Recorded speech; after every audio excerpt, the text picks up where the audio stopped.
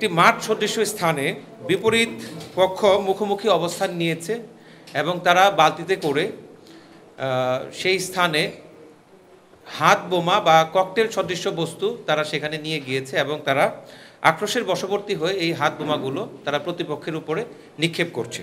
শরীয়তপুর জেলার জাজিরা থানাধীন বিলাসপুর ইউনিয়নে গতকাল অর্থাৎ গত 5 এপ্রিল 2025 তারিখে সংঘটিত একটি ঘটনা, যেখানে একটি ভিডিও পর্যালোচনায় আমরা দেখতে পাই একটি মাঠ সদৃশ স্থানে বিপরীত পক্ষ মুখোমুখি অবস্থান নিয়েছে এবং তারা বালতিতে করে সেই স্থানে হাত বোমা বা ককটেল সদৃশ বস্তু তারা সেখানে নিয়ে গিয়েছে এবং তারা আক্রোশের বশবর্তী হয়ে এই হাত বোমাগুলো তারা প্রতিপক্ষের উপরে নিক্ষেপ করছে।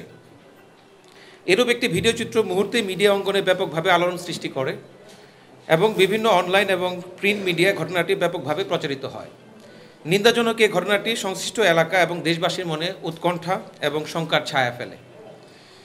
এরই ধারাবাহিকতায় অদ্য 6 এপ্রিল 2025 তারিখে ভোর 0430 ঘটিকায় র্যাব 8 CPC 3 মাদারীপুর ক্যাম্প এবং র্যাব 3 CPSC ঢাকা ক্যাম্প তারা যৌথ অভিযান পরিচালনা করে ঘটনার 24 ঘন্টার মধ্যে প্রধান অভিযুক্ত কুদ্দুস ব্যাপারী তাকে আটক করতে সক্ষম হয়।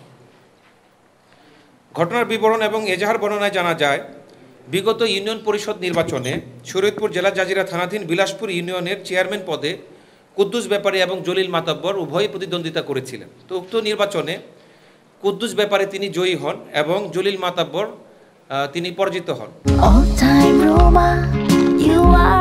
All time Roma, taste it, love it. তো এই নির্বাচন পরবর্তী সময় হতে উভয় দলের মধ্যে চরম বিরোধ চলমান ছিল। তো এই উভয় পক্ষ ইতিপূর্বেও তারা এক দল আরেক দলের সাথে একাধিকবার সংঘর্ষে লিপ্ত হয় এবং এই সব সংঘর্ষে উল্লেখযোগ্য সংখ্যক ব্যক্তি আহত এবং নিহত হওয়ার ঘটনা রয়েছে। এরই জের ধরে গত 5 এপ্রিল 2025 তারিখে সকাল 0730 ঘটিকায় প্রথম ঘটনাস্থল শরীয়তপুর জেলা জাজিরা থানাধীন বিলাসপুর ইউনিয়নের কাজিয়ারচর গ্রামের জসিম উদ্দিন ইঞ্জিনিয়ারের বাড়ির সামনে উভয় পক্ষ এলোপাথারিভাবে ককটেল বিস্ফোরণ ঘটিয়ে জনমনে আতঙ্কের সৃষ্টি করে এবং বেশ কয়েকজন আহত হয়। এরপর এজাহারে বর্ণিত অভিযুক্তরা একই দিনে সকাল আনুমানিক 0830 ঘটিকায় দ্বিতীয় আরেকটি ঘটনাস্থল শরীয়তপুর জেলার জাজিরা থানাধীন বিলাসপুর ইউনিয়নের মুলাই ব্যাপারীকান্দি গ্রামের ফয়জুল সর্দারের বাড়ির সামনে ফসলের মাঠে পুনরায় একত্রিত হয় এবং এলোপাথারিভাবে ককটেল বিস্ফোরণ ঘটিয়ে জনমনে আতঙ্কের সৃষ্টি করে।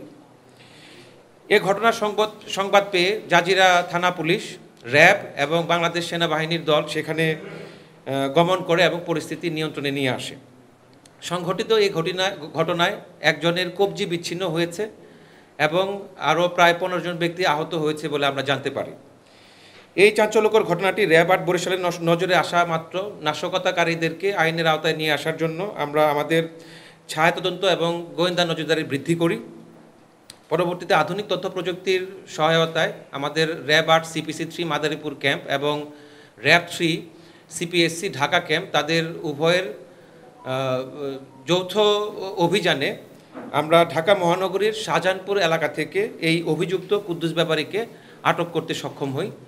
এই অভিযুক্ত কুদ্দুস ব্যাপারীকে এখন শরীয়তপুর জেলা জাজিরা থানা পুলিশের নিকট হস্তান্তরের কার্যক্রম চলছে।